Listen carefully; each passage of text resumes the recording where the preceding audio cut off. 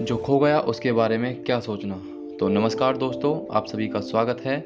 आज मैं आपको एक ऐसी कहानी बताऊंगा जिसे सुनने के बाद आपको लगेगा कि कुछ लोगों की सोच कैसी होती है, यानी कि उनको कितना भी अच्छा मिल जाए लेकिन वह अपने बुरे का साथ नहीं छोड़ते हैं। यह जो बात मैंने लिखी है, अर्थ तो आपको कहानी के अंत में समझ में आएगा, लेकिन आपका ज़्यादा वक्त न लेते हुए मैं इस कहानी को शुरू करता हूँ। दोस्तों, एक बार की बात है। एक बार एक राजा बहुत ज़्यादा खुश था और अपनी खुशी को जाहिर करने के लिए उसने राज्य में भ्रमण किया। अपने साथ कुछ सिपाहियों को लेकर गया, क्योंकि सिपाहियों के पास कुछ सिक्के थे जो कि सोने के थे। राजा लोगों की सुनवाई कर रहा था और उनको समाधान बता रहा था।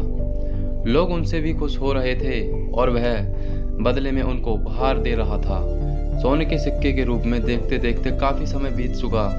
राजा लोगों की सुनवाई कर रहा था और लोगों को उपहार दे रहा था, लेकिन उसकी नज़र एक भिखारी पर पड़ी। वह उदास बैठा हुआ था। उसने उस भिखारी को बुलाया और सैनिकों को आदेश दिया कि तुम एक सोने का सिक्का इसे भी दे दो।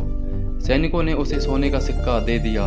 भिखारी जैसे ही थोड़ा आगे पहुंचा तो बगल में एक नाला था और भिखारी का सोने का सिक्का उस नाले में गिर गया। भिखारी परेशान हो गया। बड़ी मुश्किल से उसको एक सोने का सिक्का मिला था। भिखारी उस सोने के सिक्के को ढूंढने के लिए मेहनत करने लगा। काफ़ी देर से वह मेहनत कर रहा था। यह सब दृश्य राजा देख रहा था।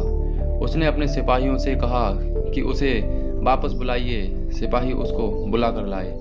भिखारी ने राजा को अपनी दास्तां सुनाई। राजा ने कहा कि ठीक है, तुम अपना समय बर्बाद मत करो, मैं तुम्हें एक और सोने का सिक्का देता हूँ। भिखारी सोने का सिक्का लेने के बाद वापस वहीं पहुंचा और वापस नाले में सिक्का ढूंढने लगा। एक बार राजा ने वापस प्रयास किया, सोने के सिक्के को ना ढूंढो। उसको एक और सिक्का दिया गया, यानी कि टोटल 3 सिक्के दिए। भिखारी के पास 2 सिक्के थे। एक सिक्का उसने गंवा दिया, लेकिन एक सोने के बाद भी उसका ध्यान उस गुम हुए सिक्के पर था। आप समझ रहे हैं ना इस मोटिवेशनल स्टोरी का क्या संदेश है। आपको ज़िंदगी में इतना अच्छा मिल रहा है, फिर भी आपके साथ जो बुरा हुआ है, आपका पूरा ध्यान पूरा समय उसी पर चल रहा है।